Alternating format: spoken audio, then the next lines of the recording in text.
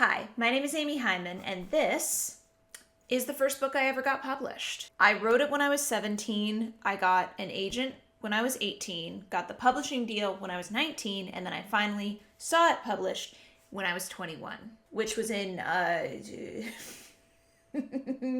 was in 2016, kids.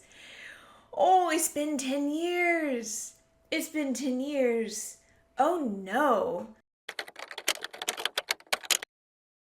I have a lot of reasons for having not revisited the book. First off, once it got published, I was afraid to read it because I was afraid that I was going to find errors in it, or even just bits that kind of didn't sit well with me, just little wording things that I thought I could do better, and I would have no way to fix those at all, so I just avoided reading it. But the other reason is that the publisher went under shortly after the sequel was published, and the series was never finished. I only got 2 of the books published. The 3rd book was about to be published, but then my agent at the time recommended that we pull out of the contract because it was looking like the publisher was headed towards a bad end. And since the series was never finished, it was really painful for me to think about that series for a little bit. So I didn't reread it. I couldn't reread it. The good news is that my agent at the time was able to get my rights back to me and void the contract, so I still owned Hour of Mischief, and I was going to be able to, when I was ready, self-publish it. You can't really traditionally publish a book that's already been traditionally published unless it was wildly successful, and I would not call Hour of Mischief wildly successful. It did fine for a small book, right? If you go on Goodreads, you'll find over 100 reviews there. People bought it. I made a minor amount of money off of it, but traditionally publishing wasn't going to be an option, and not long after I chose to part ways with my agent just because I was a little bit burned by the whole publishing thing, and I wanted to take a step back, and I was not in a space to continue writing, unfortunately. But we're at the 10-year anniversary, and I have made it my goal to revitalize and republish this book. So I finally reread Hour of Mischief to get a sense of what that would mean. And it was bad. It's really bad. Guys, it is. It's not great. I'm honestly surprised by how badly I cringed at some bits. It was rough to get through. And this surprise doesn't come from arrogance. It's not like I was laboring under a delusion that I just nailed it and I was like a child prodigy. Of course it was going to age a little bit badly because I've continued to hone my skills over the past 10 years. But also, this isn't just like me going back and rereading old writing that never saw the light of day. I got an agent with this. I got a book deal with a small press, but still a book deal. And this isn't a case of it's like, oh, well, did you actually listen to the editors? I made every edit. Every single one. I was 20. I was like, I don't know anything.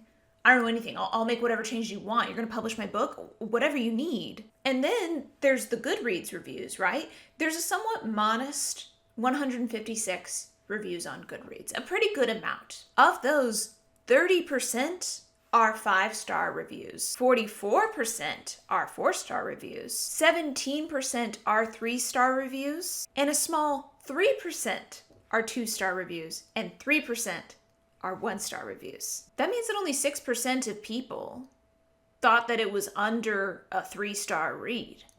And not to argue with y'all 10 years later, but that's simply not correct. Again, am I being harder on this book because I wrote it? Maybe, but looking at the positive reception, it does make me feel a little bit crazy. Now, to be fair, a lot of what makes me cringe upon reread is the voice. The voice is extremely indicative of the 2012 to 2014 Tumblr humor era. The pre-DashCon era, before cringe and shame had found us. We were living in an era where the MCU was still fresh and new, like Avengers had just come out, and we weren't tired of Joss Whedon yet. We were like, we're never gonna get tired of this Joss Whedon style of humor, not at all. And then especially in the YA category, protagonists were very sassy, and not just out loud, in their heads, just thinking snarky thoughts all day long. So there is a precedent for why I wrote like this. It does feel very much of its time,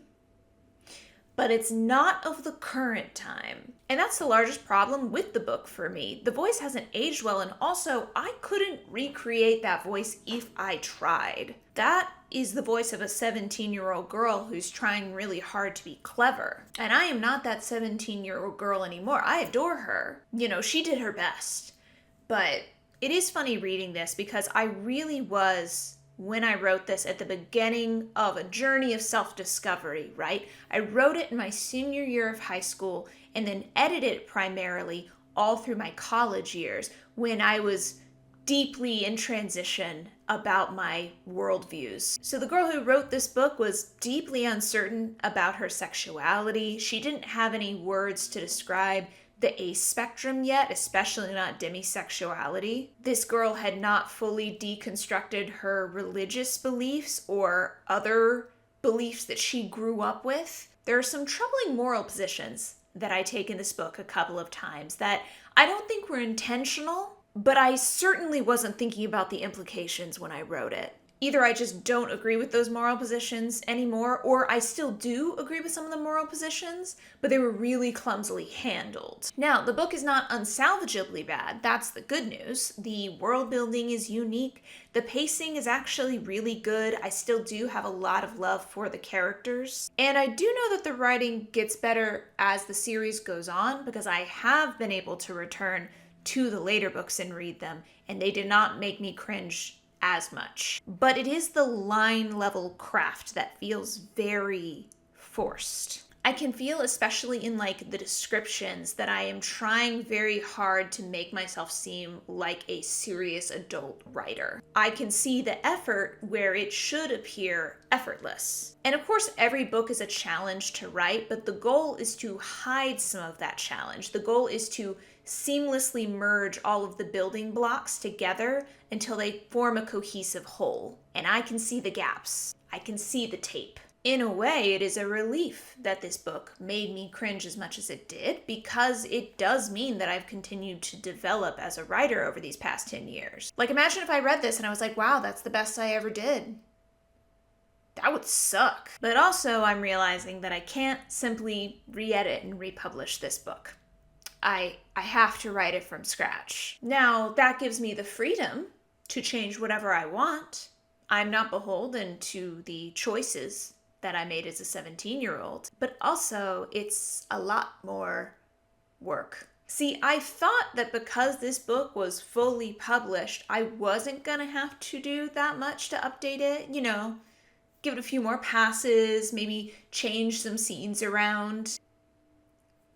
But no. Now, there is an art to a full rewrite. Rewriting is a different skill than editing. It is a skill to break something down to its component parts and reassemble it into a better shape. As it happens, I am a pro rewriter. I am great at blowing up things that I've done and starting from scratch. And that's really what you have to do when you are doing a rewrite. You can't keep going back to your old drafts and pulling old material in, because you risk threatening the cohesiveness of the new draft. But you also don't want to forget any elements that you like from your original version. You don't want to lose them because, you know, you haven't read the book in a while and you forgot.